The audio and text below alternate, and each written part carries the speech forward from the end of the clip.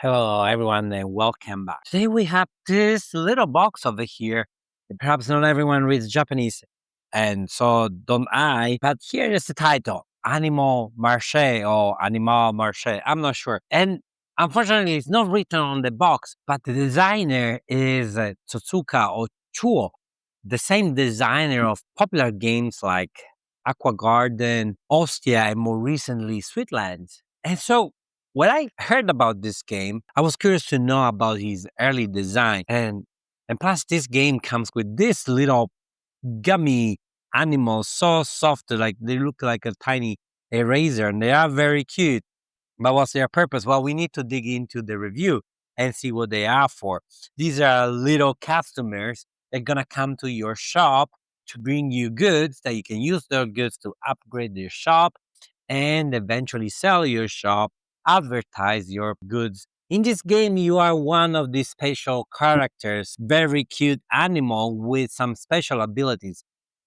Animals, they are trying to create their own little, I don't know, street mall, I guess. You are building shops, you are attracting customers, and try to be the most successful businessman. Maybe I'm exaggerating a little bit, but at the end of the day, it seems a little bit like that.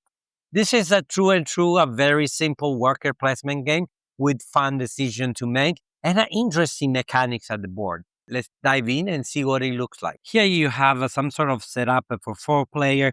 Each individual board goes to the fourth side of the square plaza where you're gonna place all these cute animals. Token over here, also wooden tokens that come into the box, but definitely this is why you are here for, right? You want to see these little guys on the board. And if you want to look at the individual board, what you're gonna have a card like this. And yes, you are gonna see Japanese because this game currently it's only available in Japanese. Well, I cannot read Japanese, but this tells you grocery store. Are you gonna start with a grocery store? You can place it anywhere you want. I'm just placing it here. You're gonna start with 2 workers over here. You're gonna have some resources that are actually gonna be dictated by your special character. So let's say, for example, let's say I have a Leon and Leon allows me to start with 2 money. So I'm gonna place this in 2 money and 0 wood. Here you can see that you can have a maximum of 13 money and 15 woods. A little bit odd, the board ends up in 15. So you need to do some math when you gross 15. And so you need to remember it's not 32, but it's 15 plus 2, so 17. Anyway, small details like this that you're gonna see throughout the game, honestly. There are some odd choices. I'm not sure why they were made. And then you place your token here at the 0, and really you are ready to go. Here you have a deck of cards. They're going to be arranged based on their type.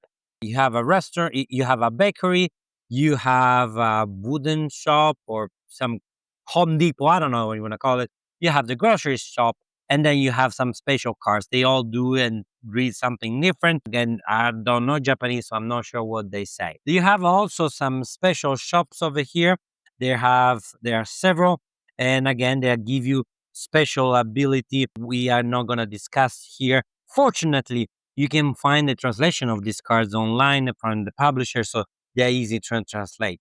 There are some remodeling cards that you can bring into the plaza, and we're going to discuss later what they do. And here you have the advertisement card or the advertisement deck. You start with 3, and then we're going to discuss how they work because, your business is not going to survive if you don't do the right advertisement. The game lasts 5 rounds, and throughout the round, you have several phases. You will start gathering your customer that will be happy to come and see you. They will give you some rewards, which is very self explanatory here for the card. Each customer that comes will give you some money. And if you manage to upgrade, you can have more customers, and each customer it will increase your income. So you definitely want to do that.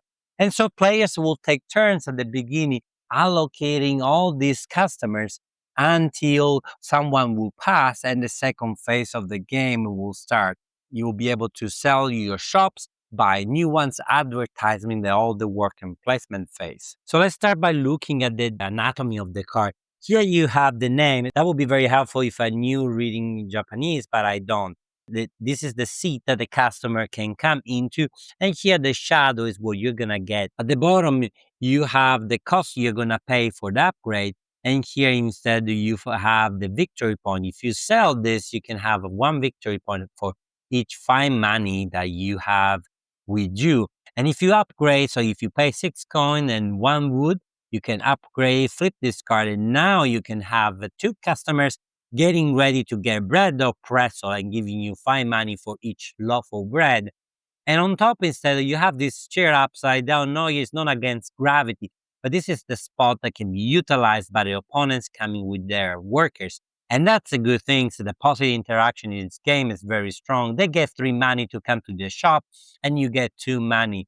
I don't know why they would get money to come to your shop and you get money. I think you should be only you and not thematically, but this is something we can ignore it. A very strong part of the game is the interaction or the positive interaction between all the players. And you will see throughout the game, there are positive interaction. Players are encouraged to interact together to have the most benefit, to unlock advertisement, to achieve secret goals, all shown over here, which again, they are in Japanese, but I'll tell you, whatever translation app that you have on your camera will do a very decent job in translating. Doesn't seem to be a very complicated grammar to translate. And you also have smaller objectives that you can complete throughout the game to kind of give you a direction of what you want to do throughout the play. So how to play the game? Let's start with the first phase, solicitation phase. Essentially, you're inviting customer to your shops. What you do, you select one of the possible customer in this column that matches where you have the shop.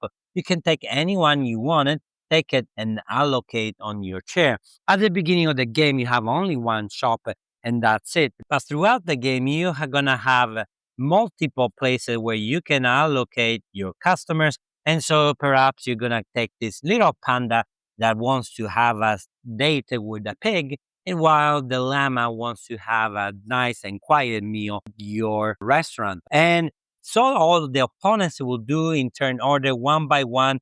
This customer will empty the square, and throughout the game, you're going to have a less and less an option. And that is in the interesting part of the game, thinking about what the opponents have, which token to take, because perhaps you have the opportunity to block someone from getting a good juicy customer, or you need to stay on your toes because someone may snitch the customer that you really wanted, and now you cannot allocate anything on this big bakery. And yes, because the customer that you can attract, they come from the same column where your shop is. So although I have plenty of animals here, they will never come to get my butter bread or croissant. So I need to strategically or tactically choose which customer to attract each time. Once you have customer on the board, you go into the income phase, which gives you all the rewards that you see displayed on the card multiplied by the customers that you have. So in this case, I will get 3 money, and then I will get 10 money, 5 plus 5. So I will get to 15. And then this llama will give me 4. So I put this token here to remind me that I crossed the 15. And then I get to there. Then you have the sell phase. You can sell on your shop to gain some reward. For example, you can sell this shop, and when you do that, you gain 1 victory point per 3 coins that you have. So in this case, I have 14 coins. And so I will divide it by 3. So it will give me 4 victory points. This can go back to the plaza, and I get 4 victory points. After that, we go through the meat of the game, which is the work and placement phase. You're going to start with 2 workers, but I can unlock more if I have more stores. Every time I get a store, this will be unlocked, but I'm not able to use it until next round. And if I start selling stores, I'm not going to lose the work. It's always going to be unlocked for me. And what are the action that I can do? The action I can do, I can construct. I can spend 1 worker to build some new shops. For example, I can build this one, and the cost for building a shop is indicated here on the board. I can build any basic shop in blue for 4 coins, or I can build an advanced shop for 3 coins and 1 wood. So based on what I have, I can build another bakery, or I can build some more interesting shop over here. I have no idea what it is. I think it's a parking lot because we have a P that gives me more spatial ability. I can allow me to use a worker in adjacent shop, blue or advanced red. And there are all kinds of special shops that you can see here on with the special light bulb icon. But we also have the advanced shop. There are only 6 in the game, and they give you very strong or extra strong ability. Definitely, this card looks very broken. You immediately unlock all the works. I don't see why you shouldn't buy it right away. While other gives you interesting option, but not so interesting. So I don't know. There are interesting choices that have been made in this game. And let me wonder how well play tested this game was, or maybe I'm missing something lost in translation per se. Then you can renovate. So I take this bakery over here. I spend 6 coin and 1 wood. I can renovate and make a fancy one that is going to give me better result and better income later on. Still, for 1 worker, I can enter another player store. That will give me these resources over here. I wooded a coin and I will give a coin to the opponents I visit to. Or I can remove public facility. These are cards that they can give you immediately 6 points. You see at the bottom the cost, or you have cards that look like this that will cost 3 wood and will give you 3 points when you place it and when you remove it. And these cards, well, this card doesn't do much. It scores you 7 victory points. But this one, you place on the board. And what it does, forbids a new customer to be placed on the board, limiting the number of customers that can visit the shops. But you can counter react. For example, you can take this and build it here. And next round, you're going to have no 1, but 2 customers ready to go.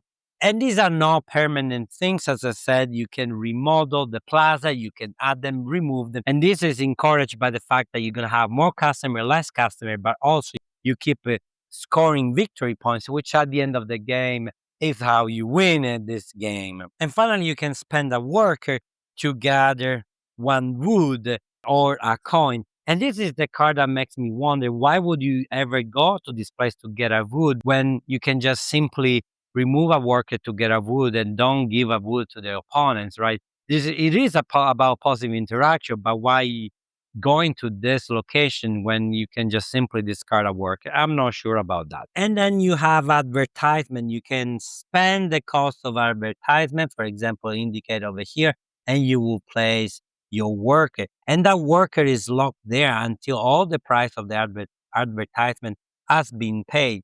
So here the price is 14. You are contributing 9 for potentially 6 victory points.